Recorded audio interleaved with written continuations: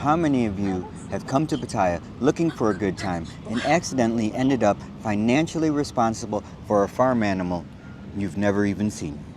Because if you spend enough time around the bar girls, freelancers, or holiday girlfriends, sooner or later you're going to hear the most famous sentence in Thailand.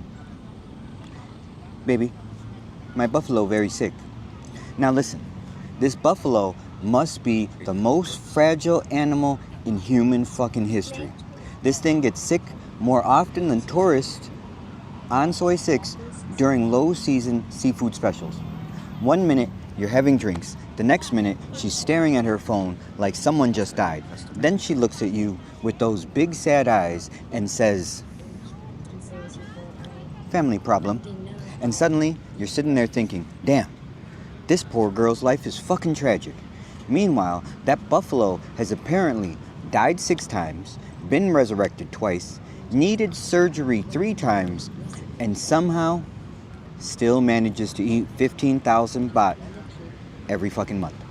And here's the problem. A lot of guys fall for it. Not because they're stupid, but because the timing is fucking perfect.